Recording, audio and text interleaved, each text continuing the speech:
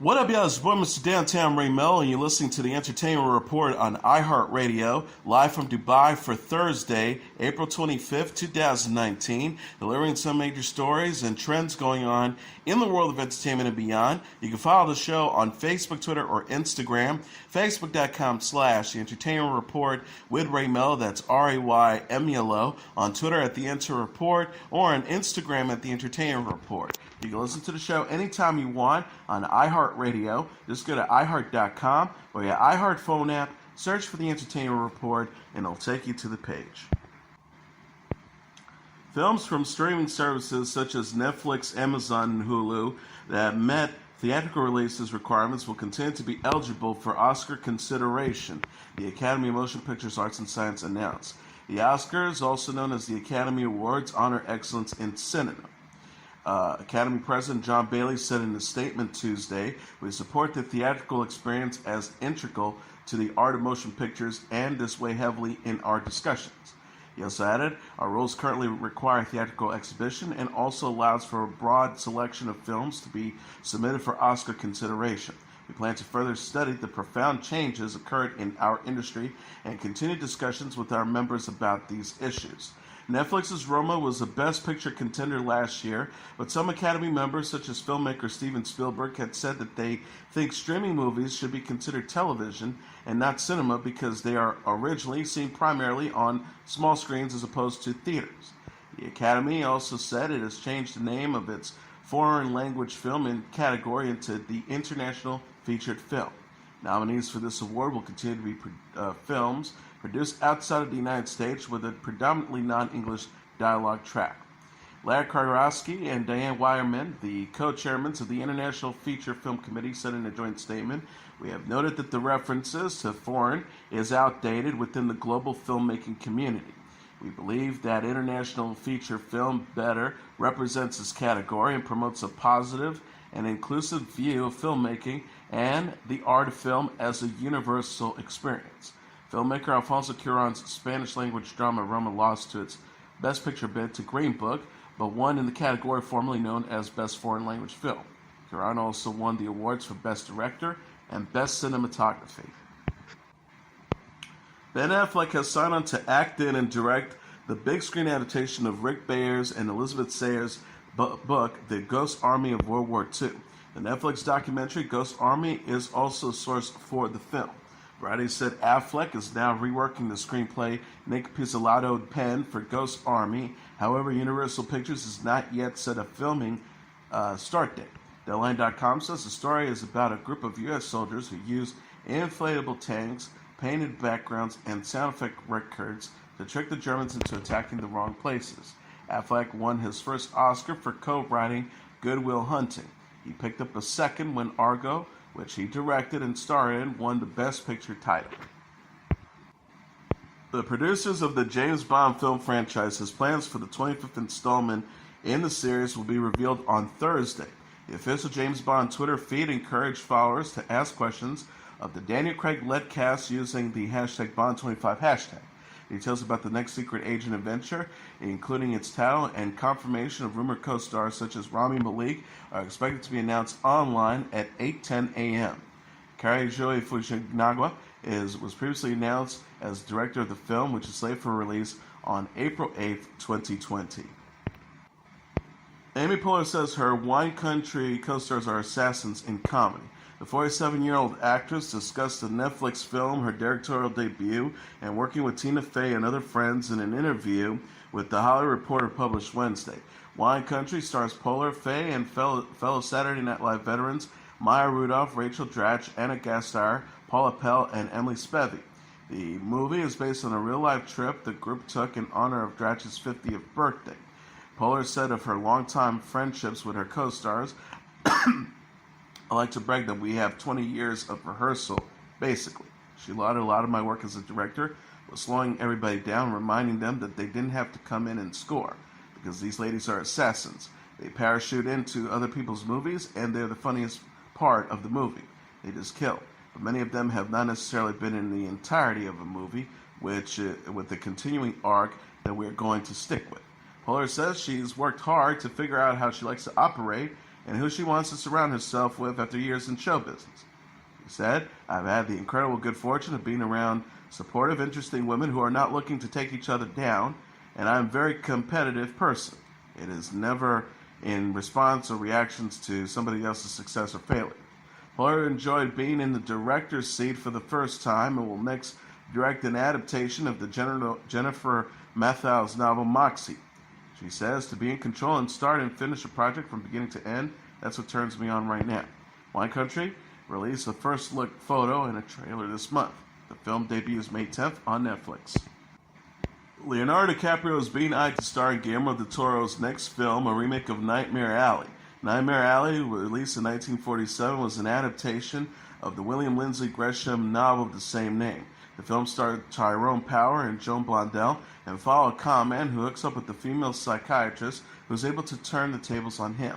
Del Toro's version will most closely follow the novel. The filmmaker is co-writing. The filmmaker is co-writing the script with Kim Morgan. He is producing alongside with the finance of the project with J. Miles Dale and TSG Entertainment. Fox Searchlight has acquired worldwide distribution rights. Production is set to begin this fall. DiCaprio was last seen in 2015's The Revenant, is making his big screen comeback in Quentin Tarantino's Once Upon a Time in Hollywood, which is set to arrive in theaters on July 26. Nightmare Alley is the Toro's next film following the release of 2017's The Shape of Water, which won 4 Oscars, including Best Picture and Best Director. The Loudest Voice, a limited series about Roger Ailes and Fox News, is scheduled to debut June 30th on Showtime. Now filming in New York, the 7-part drama stars Russell Crowe as Ailes. The ensemble also features Naomi Watts, Sienna Miller, Seth MacFarlane, Simon McBurney, Josh Charles, and Josh Stamberg. The show is based on the Gabriel Sherman's book. Sherman wrote the first episode with Oscar-winning Spotlight scribe Tom McCarthy. Carrie Sosgland, whose credits include The Handmaid's Tale, directed multiple episodes of The Loudest Voice. A teaser released this week shows Crowe as conservative newsman Ailes declaring, "Here in America, television news is king." Ailes left Fox News in July 2016 following sexual harassment allegations from broadcast journalists Gretchen Carlson and Megyn Kelly. He died in May 2017 at the age of 77. Reigning Jeopardy champion James Holzhauer has reached a cash total of $1,061,554 over the course of 14 games. Holzhauer, a 34-year-old professional sports gambler from Las Vegas, reached a milestone on Tuesday's episode of Jeopardy where he won $118,816. He is only the second contestant in the show's 35-year history to reach $1 million in regular season play behind Ken Jennings, who earned $2,520,700 over the course of 74 games. Holzhauer said in a statement in reference to a line from the 2010 film The Social Network, "Despite what the Social Network says, $1 million felt really cool." Holzhauer is currently averaging $75,825 per victory, besting Jennings' average of $34,000 per victory. His top single totals equal $131,127, a Jeopardy record. Holzhauer has also answered 32 daily double questions out of 35 correctly and has answered 93% of his final Jeopardy questions correctly. CBS All Access announced it's renewed its legal drama The Good Fight for a 4th season. Starring Christina Baranski, Cush Jumbo, Rose Leslie, Audra McDonald, Sarah Steele, Michael Boatman, Nyambi, Michael Sheen, and Delroy Lindo. It shows a spin-off of The Good Wife, which ran from 2009 to 2016. Julie McNamara, the Executive Vice President of Original Content for CBS All Access, said in a statement on Tuesday, "The Good Fight is in the middle of an incredible 3rd season and continues to be a flagship original series for the service. Its visionary creators, Robert and Michelle King, and the extraordinary cast continues to explore the cultural climate with insight, humor, and courage, and we can't wait to see where these indelible characters go next." Stand-up comedian Gabriel Iglesias says his Netflix series will premiere in June. The 42-year-old actor and comedian shared a post during the premiere date for the new comedy in an Instagram post Wednesday. The post features the show's title on a chalkboard and an apple with Iglesias' silhouette bitten out. The comedian plays Gabe Iglesias, a high school teacher in the new series. He captioned the post, "It's official, Fluffy has a sitcom. Hashtag Mr. Iglesias premieres Friday, June 21st at Netflix. Hashtag Gabriel Iglesias. Hashtag Mr. Iglesias Netflix. Netflix posted a series of first look photos Wednesday on Twitter. The picture shows Iglesias in character as the good-natured teacher. The post reads, if Gabriel Iglesias has become a stand-up comic, he would have been a history teacher, so we gave him a chance to live out that alternative reality with Mr. Iglesias, a new comedy series premiering June 21st. Mr. Iglesias co-stars Jacob Vargas, Maggie Geha, Craig Cicchino, Richard Gant, and Sherry Shepard. Donnelly says the show follows Gabe as he teaches gifted but misfit kids at a public high school. Iglesias is known for the stand-up films, The Fluffy Movie, and Gabriel Iglesias, I'm Sorry for What I Said While I Was Hungry. He has also starred in the stand-up specials Hot and Fluffy, I'm Not Fat, I'm Fluffy, and One Show Fits All. Laura Donnelly has joined the cast of Joss Whedon's upcoming HBO series. Variety confirmed Tuesday the 36-year-old actress will play the lead role in The Nevers, a new sci-fi series from the Buffy the Vampire Slayer and Firefly creator. HBO ordered Nevers straight to series in July. The show follows a group of Victorian women with unusual abilities, relentless enemies, and a mission that might change the world. Donnelly will play Amalia True, a reckless, impulsive, and emotionally damaged hero. The character is described as a menace to stuffy Victorian society. Whedon says Laura Donnelly has charisma, wisdom, and an anarchic position that not only captures Amalia, but defines her. She's fierce and she's funny, and I need both for the journey ahead. Donnelly celebrated her casting in a tweet Tuesday. She wrote, I'm so thrilled to finally be able to announce this. The Hollywood Reporter said Whedon will co-write the series with Buffy veterans Jane Epperson and Doug Petrie, who will also serve as a showrunner and director. Donnelly is best known for playing Janie Fraser Murray on the Starz series Outlander. Brie Larson discussed on The Tonight Show the challenges of filming Avengers Endgame due to the secrecy surrounding the superhero epic. Larson portrays Captain Marvel in the Marvel Cinematic Universe, detailed to host Jimmy Fallon on Wednesday how even the stars of Endgame are left in the dark about the film and must work with heavily reacted scripts. The actress said she filmed Endgame first before her solo Captain Marvel outing, leading to more challenges. Larson told Fallon, I arrived and they gave me like a piece of paper that had it was a full page of dialogue and action, while all of it was reacted except for my one line. It wasn't until I walked on the set I was like, oh crap, I'm like in a Marvel movie right now. Larson recalled how despite doing the scene, she didn't get to see the final end result until the end credits of Captain Marvel, which featured herself arriving to meet the Avengers for the first time. She said, I didn't know what that was that we were shooting. There was also nobody else there. I was by myself on a green screen. Despite the product featuring herself talking to Captain America, played by Chris Evans, Black Widow, played by Scarlett Johansson, War Machine, played by Don Cheadle, and Bruce Banner Hulk, played by Mark Ruffalo. Avengers Endgame is set to arrive in theaters on Friday. Disney Channel family sitcom Andi Mack will finish its run with the conclusion of Season 3. The series from creator Terry Minsky will be returning for hiatus on June 21st with two new back-to-back episodes. Andi Mack's final episode will then air every Friday at 8 p.m. before the series finale arrives on July 26th. Andi Mack follows the titular character portrayed by Peyton Elizabeth Lee as she comes of age and discovers that her older sister is actually her mother, and the woman she thought was her mother is actually her grandmother.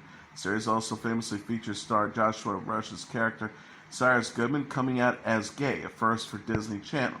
Lynn Bolden, Sophia Weil, and Asher Angel also star. Minsky said in a statement, Andi Mack was a labor of love for a room of impassioned, inventive writers, a talented and dedicated crew, an extraordinary, miraculous cast who inspired us all. She continued, we had the honor of breaking a lot of new ground for Disney Channel. We were its first serialized show, its first series centered around an Asian American family, and its first to feature an LGBTQ character with the words, I'm gay. Sting has announced plans to begin a Las Vegas residency in 2020 at the Coliseum at Caesars Palace. Sting will perform 16 shows in Las Vegas from May 22nd, 2020 until September 2nd, 2020. The tickets go on sale for the general public on May 3rd. Complete ticket information, including pricing, will be announced at a later date. Sting confirmed the news on Twitter, referring to the Las Vegas show as Sting My Songs after the rock legend's upcoming album set for release on May 24th. Sting will perform some of his most popular songs alongside visual references to his most iconic music videos. My Song is set to feature reimagined versions of Sting's most celebrated hits. Sting said previously about the project, "My Songs is my life in songs. Some of them reconstructed, some of them refitted, some of them reframed, but all of them with a contemporary focus." Bruce Springsteen will release a new album in June. The 69-year-old singer, The Boss, announced Thursday he will release the album Western Stars on June 14th. Springsteen shared cover art for the album on his official Twitter account. The image shows a dark horse in a desert landscape. The post reads, "New album at Western Stars coming June 14th. This record is a return to my solo recordings featuring character-driven songs and sweeping cinematic orchestral arrangements. It's a jewel box of a record." Springsteen will release the first single from the album, Hello Sunshine, Friday. Pre-orders for the album will begin the same day. He wrote, "First track, hashtag Hello Sunshine, and album pre-order will launch April 26th, hashtag Western Stars." Rolling Stone says Western Stars includes 13 tracks and explores American themes, including isolation and community and the permanence of home and hope. Ron Anelio produced the album and played bass, keyboards, and other instruments. The album features over 20 musicians, including original E Street Band keyboardist David Sanchez and current members Susie Tyrell and Charlie Giordano. Western Stars is Springsteen's first album of new original songs since Wrecking Ball, which debuted in 2012. He released High Hopes, a collection of cover songs, in January 2000. Prince's estate and Warner Bros. Records announced new posthumous album from the music icon to originals. The project will feature 14 unreleased demos of songs that Prince crafted for other artists such as Sheila E.'s The Glamorous Life, The Bangles' Manic Monday, and The Times' Jungle Love. Troy Carter, on behalf of the Prince estate, and Jay-Z selected which tracks to include on the album. Jay-Z's music streaming title service Tidal will be the exclusive home of originals for 2 weeks starting June 7th before its release on other platforms and on CDs on June 21st. A limited edition 2 CDs and 2 LP versions will be released on July 29th. Tidal released on Instagram Thursday the cover of originals, including Prince's version of Sinead O'Connor's "Nothing Compares to You." Will also feature on the album after its release as a standalone single in April 2018. Prince's death investigation was closed in April 2018 with no criminal charges being filed. An autopsy report stated that the music legend had died from a fatal self-administered dose of fentanyl, a powerful painkiller. Filmmaker Ava DuVernay is set to direct a documentary on Prince for Netflix.